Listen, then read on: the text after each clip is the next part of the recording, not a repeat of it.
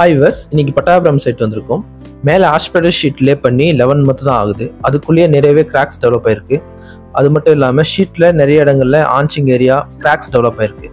J bolt போட்ட இடத்துல holes form ஆகிட்டு அது வழியும் தண்ணி நிறையவே லீக்கேஜ் ஆக ஆரம்பிச்சு. நியூ ஷீட்டில் இந்த அளவுக்கு கிராக்ஸ் வரதுக்கு என்ன காரணம்? Wall top level and asbestos sheet ஓட ஜே போல்ட் போட்டு டைட் பண்ணுற ராடோட லெவலும் மிஸ்மேட்சிங்காக இருந்தால் கண்டிப்பாக இது போல் கிராக் வரும்.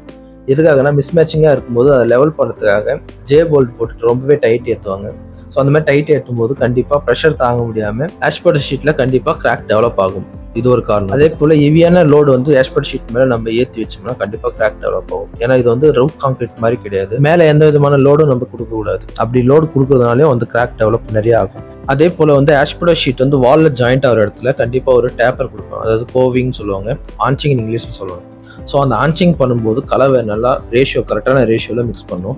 அதில் சிமெண்ட் கம்மியானாலும் கண்டிப்பாக அந்த இடத்துல கிராக் டெவலப் ஆகிட்டு அது வழியும் தண்ணி லீக்கேஜ் நிறைய வர வாய்ப்பு இருக்குது. குவாலிட்டியான ஆஸ்பெட்டல் ஷீட்டில் நீங்கள் லே பண்ணிங்கன்னா கண்டிப்பாக இந்த மாதிரி ப்ராப்ளம் வராது.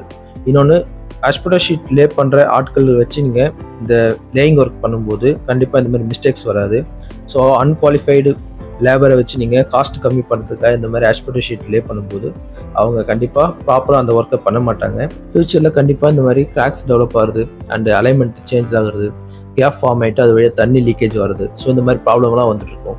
ஒன்ஸ் நீங்கள் ஃபஸ்ட்டு இப்போ லே பண்ணும்போது ஆஸ்பெட்டல் ஷீட் லே பண்ணுறதுக்கான ப்ராப்பரான அந்த மெத்தட் தெரிஞ்ச ஆட்களை வச்சு நீங்கள் பண்ணும்போது கண்டிப்பாக அதோடைய குவாலிட்டி நல்லாயிருக்கும். லைஃப்பும் ரொம்ப நாளைக்கு வரும். உங்களுக்கு அடிக்கடிக்கும் செலவும் வைக்காது.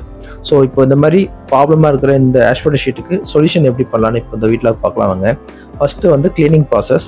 க்ளீன் பண்ணதுக்கப்புறம் டேமேஜஸ் ஏரியாலாம் வந்து நம்ம ஃபைண்ட் அவுட் பண்ணணும். அதுக்கப்புறம் அந்த ஃபைண்ட் அவுட் பண்ண இடத்துல ஜியோ ஃபேப்ரிக் கிளாத் வச்சு அண்ட் கோபாலிமர் ஸ்மில் ஸ்லரி கோட்டிங் அப்ளிகேஷன் பண்ணணும். இன்னொரு முக்கியமான ஒர்க் என்னன்னா, ஜே போல்டு போட்டிருப்பாங்க. அந்த ஜே போல்டில் கண்டிப்பாக கேப் ஏதாவது ஃபார்ம் ஆயிருக்கான்னு பார்த்து செக் பண்ணிட்டு ஸோ அந்த கேப் வந்து பியூசியில் நம்ம அப்ளிகேஷன் பண்ணணும்.